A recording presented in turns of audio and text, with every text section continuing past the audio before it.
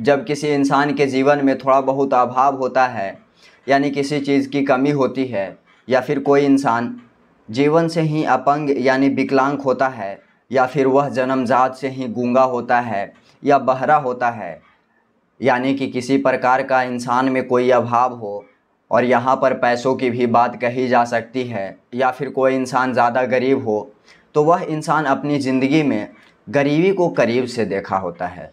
और जब इंसान के जीवन में अभाव सा हुआ करता है तो वह इंसान अपूर्ण सा रह जाता है। उसको लगता है कि इस दुनिया के अंदर जितने भी लोग हैं वह बहुत ही मौज कर रहे हैं और उनके पास सुख सुविधाएं की हर चीज़ मौजूद है।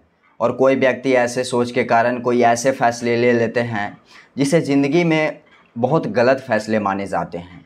इसी के ऊपर आज की एक बड़ी घटना है, जहां पर शादी के बाद दुल्हन ने के साथ ऐसा गलत काम करती है कि घर वालों के होश उड़ जाते हैं और दुल्हन सारे गहने और पैसे लेकर 12 साल के साथ फरार हो जाती है। आखिर क्या हुआ था इस घटना के अंदर, तो चलिए देखते हैं और जानते हैं पूरा मामला। तो नमस्कार दोस्तों, मेरा नाम है मुकुल।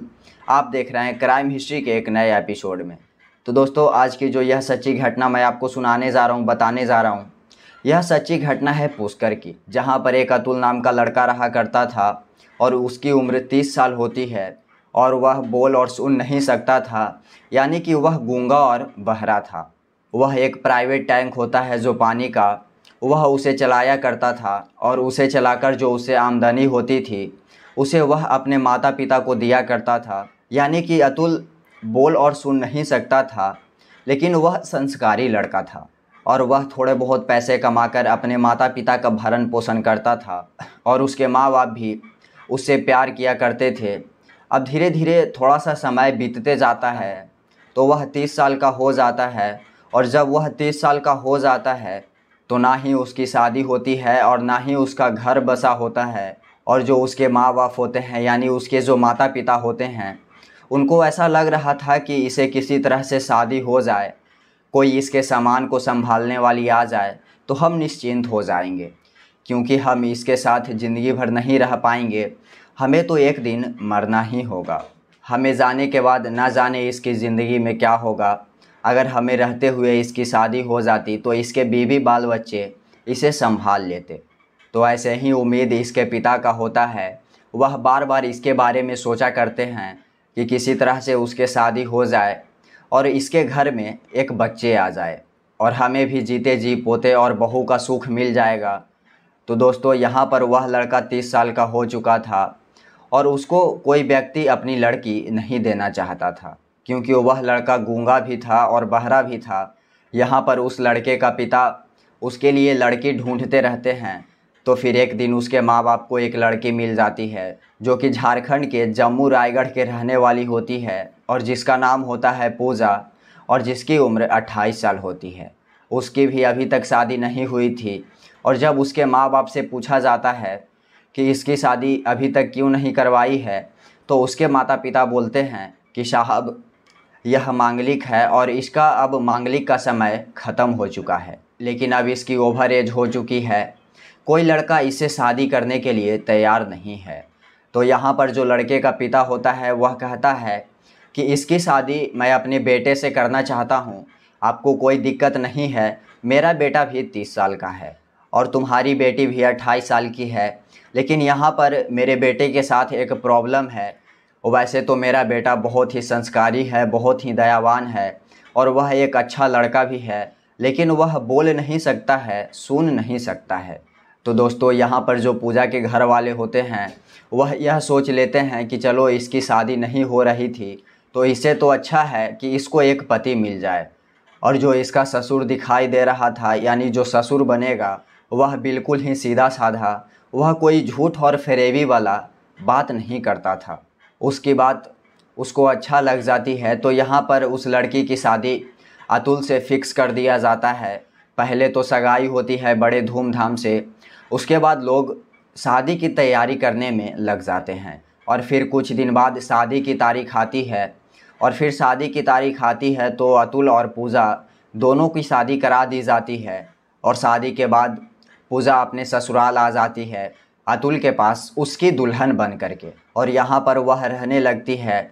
और यहाँ पर जैसे ही वह रहने लगती है तो अब क्या होता है, इसी तरह से समय धीरे धीरे गुज़र रहा होता है। तो फिर एक दिन पूजा के मन में अलग अलग ख्याल उठते हैं और पूजा इस घर को बर्बाद करने का इंतज़ाम कर लेती है। एक दिन पूजा अपने ननद से बात करती है और वह 12 साल की होती है। तो पूजा उसको कहती है कि तुम मेरे साथ चलो, मैं तुम्हें घुमाने के लिए कहीं दूर लेकर चलूँगा, और यह बात तुम किसी को नहीं बताना। और प्रीति 12 साल की छोटी बच्ची थी, उसको दुनियादारी की ज़्यादा समझ नहीं थी, और वह अपने परिवार वालों को बिना बताए भाभी के साथ घूमने जाने के लिए तैयार हो जाती है। तो फिर उसके बाद जो भाभी होती है यानी पूजा, वह घर से सारे सामान और अलमारी में जो भी गहने और पैसे रखे हुए थे वह उसको लेकर प्रीति के साथ रात्रि में फरार हो जाती है। और जैसे ही सुबह होता है तो प्रीति के परिवार वाले प्रीति और पूजा को नहीं देखते हैं, तो वह परेशान हो जाते हैं और फिर वह कमरे के अलमारी को जाकर देखते हैं। तो वहाँ से सारे पैसे और जो भी गहने थे वह सारा गायब थे। तो उनको थोड़ा सा अंदाज़ा लग जाता है कि कहीं ना कहीं कुछ गलत हुआ है, और फिर परिवार वालों को दोनों के बारे में कुछ पता नहीं चलता है। तो वह पास ही के थाने में जाकर रिपोर्ट दर्ज कराते हैं, और पुलिस जब इस मामले को गंभीरता से जांच करती है तो उनको पता चलता है कि जो पूजा है वह सारे पैसे को लेकर अपनी ननद को लेकर फरार हो गई है। वह एक लड़के के साथ रह रही है और वह अपनी 12 साल की नाबालिग ननद के साथ धंधे करवाकर अपना खर्चा निकालती है। पुलिस उनको जल्द ही पता करके उनको गिरफ्तार कर लेती है, और उनके पास जो भी पैसे और जेवरात थे पुलिस वह अपने अंडर में ले लेती है, और उस नाबालिग बच्ची को अपने परिवार वाले के हवाले कर देती है। और जब पूजा से पूछा जाता है कि तुम ऐसा क्यों की, तो वह बताती है कि मुझे शादी से पहले ही मैं इस लड़के से प्यार करती थी, लेकिन मेरे से पूछे बिना इस गूंगे और बहरे लड़के से मेरी शादी करा दी, तो मैं इसी बात का बदला लिया हूँ। पुलिस फिर कहती है कि मैं इस मामले को और अच्छे से जांच पड़ताल करूँगा, और जांच पड़ताल करने के बाद इसको कोर्ट में पेश करूँगा, जिससे इसको कड़ी से कड़ी सज़ा मिल सके। तो दोस्तों, इस घटनाक्रम को सुनाने का मेरा कोई उद्देश्य किसी को नुकसान पहुंचाना या किसी को परेशान करना नहीं है, बल्कि तो लोगों को जागरूक करना है कि समाज के अंदर ऐसी घटनाएं ना हो। और शादी करने से पहले अपने बच्चे से यह ज़रूर पूछ लें कि वह शादी करने के लिए राज़ी है या नहीं है, जिससे कि इस तरह की घटना कभी ना हो। और उस लड़की को क्या सज़ा मिलनी चाहिए, कमेंट बॉक्स में अपना राय ज़रूर बताइएगा। और इस वीडियो से कुछ सीख मिले तो वीडियो को लाइक कर दीजिएगा, और लोगों को ऐसे ही अपराध से बचाना चाहते हैं तो वीडियो को शेयर करना नहीं भूलिएगा। मिलते हैं आपसे फिर एक सच्ची घटना के साथ। जय हिंद।